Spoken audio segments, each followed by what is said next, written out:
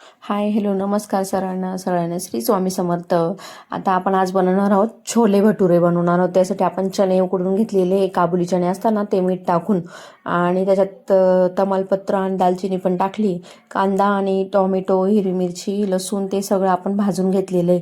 आता आपण भटुरेची तयारी करून घेऊ। भटुरेमध्ये ना आपण मैद्याचं पीठ, खायचा सोडा, मीठ, दही आणि तेल सगळं मिश्रण आहे ना आपण भिजून एक 15 ते 20 मिनिटं हे भटुरेचं पीठ आपण भिजून आणि साईडला ठेवून द्यायचं, म्हणजे आपले भटुरे छान फुलतात भिजून ठेवल्यावर। आता आपण छोले आहे ना शिजून ठेवलेले, जे शिजवलेले छोले आहे ना आता आपण भाजी बनवून घेऊ त्याची।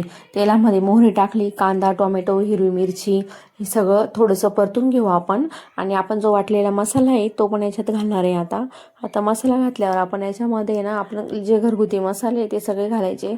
छोले मसाला, काळा मसाला, हळद पावडर, मिरची पावडर, आपले जेवढे घरगुती मसाले ते घालायचे आणि तेल सुटेपर्यंत भाजी एकदम असं बारीक गॅसवर परतू द्यायची। मी आता थोडी कोथिंबीर घातली आहे। आता आपण त्याच्यामध्ये तेल सुटले बघा भाजीला, छान मस्त छोले घालून घेतले। छोले घालून घेतल्यावर आपलं जे फ्रेश क्रीम आहे ना घरामध्ये असते तर टाकायची, नसते त्याने टाकले तरी चालते। आता फ्रेश क्रीम थोडी मेल्ट करून घ्यायची।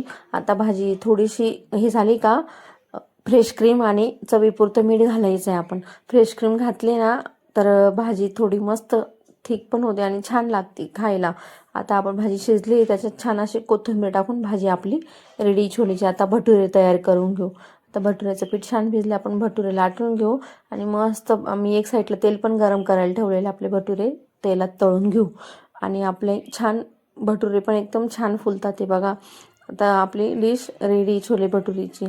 जर तुम्हाला आवडले तर तुम्ही ही रेसिपी नक्कीच ट्राय करून बघा, कधीतरी छान लागते नाही का खायला। मुलांना आवडते, घरी सुट्टी वगैरे असलेल्या मुलांना तर आपण बनवू शकतोय।